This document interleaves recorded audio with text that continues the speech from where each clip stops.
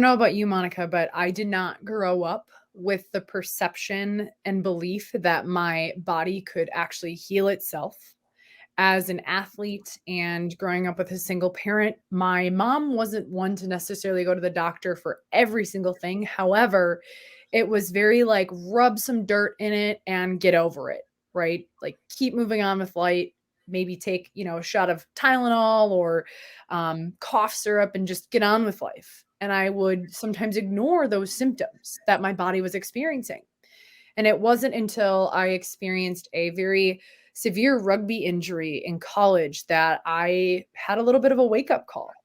And my coaches at the time said, "Hey, we've done all we can do when it comes to physical therapy and training. You should go see a chiropractor."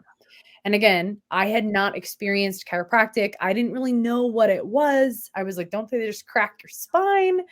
So I went, and the first chiropractor I went to was an okay experience. I won't judge that. It was what it was. My shoulder healed. And then my other rugby coaches at the time, yes, I played rugby for 10 years. I'm a crazy person. Um, my other rugby coach at the time said, "Hey, you should go to this other chiropractor. They do something different." And I don't know about you, but it sometimes you have to experience something until you can look back in the past and you put together the dots of like, "Oh, that's why that happened." So I go to this chiropractor, and before he even touches me, he talks about the innate intelligence of the body and how when we can connect the body mind and the nervous system and get into the deeper cause of why things are doing what they're doing in the body and work with the body, we begin to fully heal and come back to wholeness. So he educates me, he shifts my perception and belief, and all of this was making sense. It was like these light bulbs were clicking in my brain saying, yeah, that makes sense. That makes sense. Why have I believed this about my body when this just makes so much sense? And so I start getting adjusted. I start getting my nervous system entrained and aligned. And I started to heal my menstrual cycles. I intuitively took myself off of birth control and certain medications I was taking that were really just suppressing things, and it wasn't getting any better. I started to lose weight much more organically, and my low back pain that I was dealing with totally went away. And I thought to myself, all I'm doing is working with this person who's helping my body work better. And my body is literally healing from the inside out. So I felt so inspired, Monica, to really pursue this healing art of chiropractic to really let people know this is more than just back and neck pain, but it's working with your central nervous system, which coordinates and controls your entire life. So went through school, opened up my practice as you shared, and it's been a vision and a mission of mine to empower other men and women and people and families to really learn that and unlearn some untruths that we've been conditioned to come back to your body can heal. And sometimes it just needs a little bit of guidance from, other people who have been on that journey too. Beautiful. Yeah. And learning, that's a huge subject. So thank you for bringing that up.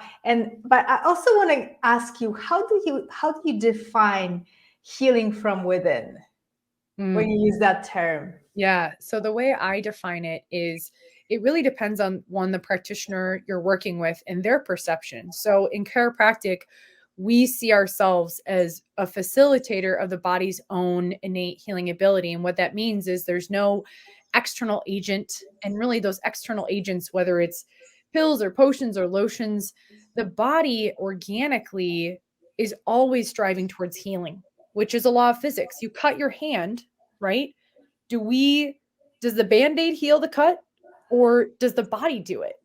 And so we have to shift our beliefs on like what is actually doing the healing. And if you look at nature, the trees grow, right? The leaves grow just organically on its own without any extra assistance. Sure, there's things that are needed for that healing experience when it comes to water and air and food, but it's the body doing it on its own rather than having the perception of, oh, I go to see Monica because she's fixing me, or seeing someone else who has a perception of I'm facilitating your own ability to honestly live life, because cells are always turning over and we can get super nerdy and scientific, but that's healing to me is the cells becoming more vibrant and vital and alive and awake on their own rather than assuming and having this perception that it's the external forces that are fixing us and healing us, if that Mm. helps.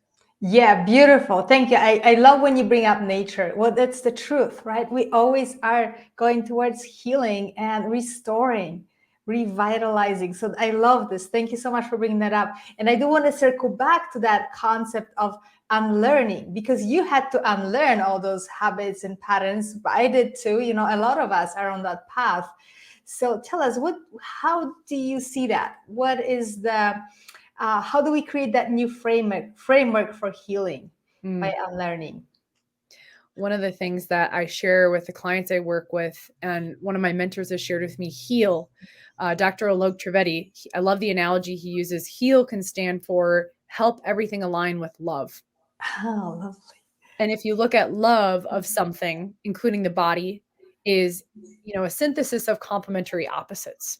So not being super infatuated with something or not being super shameful and guilty, but seeing the balance of the universe. So the way that I have worked with myself and clients in looking at the unlearning is starting with, okay, what is it that you actually believe to be true about something like healing or something like chiropractic or what you do, Monica? And then from our beliefs and our perceptions, we then have different thoughts. And from different thoughts, we have different emotions. And from different emotions, we create different language, different conversations. And our emotions can then ultimately drive our habits, our behaviors, and our sensations. Oftentimes, people will try to change our behavior, but really we got to go up the chain and say, okay, well, what is it? And this takes time to sit down and reflect, right? I think people have to recognize healing and coming back to love requires presence. And so if you can look at, well, what is it that I actually believe? And then taking it one step deeper, where did that belief come from? Is it originally yours? Or was it projected from maybe your teachers growing up, your own parents? You probably see this, Monica, too, but a lot of the times we will take on our beliefs from our parents or even our grandparents or people around us, the nature and the people around us, when actually that may not resonate with our true authentic being. So the unlearning process is a process of questioning, where did that actually come from? And do I actually believe that now in this chapter of my life?